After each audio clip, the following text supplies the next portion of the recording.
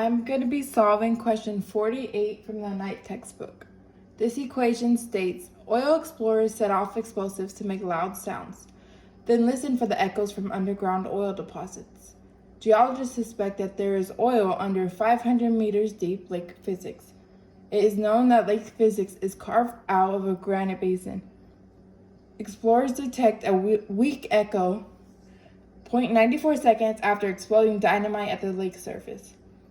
If it is really oil, how deep will they have to drill into the granite to reach it? So first of all, let's just think about what the question is asking us. So we know that we have a lake, and this is on top of a carved out basin. The lake is 500 meters in depth, and it is suspected that there's oil lying underneath this basin. And so the geologists want to figure out how far they have to drill down into this basin to reach this oil. So they set off an explosion at the top of the lake, and it goes down to the oil and bounces back up in 0.94 seconds. So we can pull out our given information, which is the depth being 500 meters, the time being 0.94 seconds, and then we're also going to use table 16.1 to get the speed of sound of granite, which is 6,000 meters per second, and the speed of sound in water, which is 1,480 meters per second. So from here, we can just use a simple principle of motion equation, which relates the speed of sound to the depth and time. That looks something like this.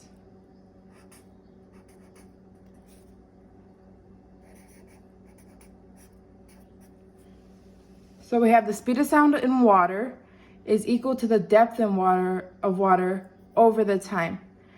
This equation can be used for any type of questions that relate these three variables together. So what we want to know is the time that it takes. So we can rearrange it, and we get T equals D over V, which we already have up here. So that's just going to be 500 meters over 1,480 meters per second.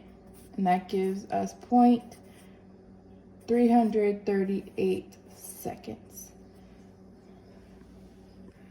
And so using this, we know that the total time it takes to travel down to the oil surface is going to be T 1/2. 1/2 because it's we only want to figure out how far it is to go down. So it's half of the time to go down rather than bounce back up. So T equals 1/2 is equal to T1 plus T2. And T1 is this, so 0.338 seconds. And T2 is the depth of the granite over 6,000 meters. So we could derive T2 from the same type of equation, but we're just switching water to granite. So from here, we know that the reflection on the oil surface does not change the speed of sound. So the speed of the sound will travel up to the surface at the same time it takes to reach the oil, which means T is equal to twice this amount, so 2T 1/2. And then we can write that as T 1/2 is equal to T over 2. We know T is 0.94 seconds, which gives us 47 seconds.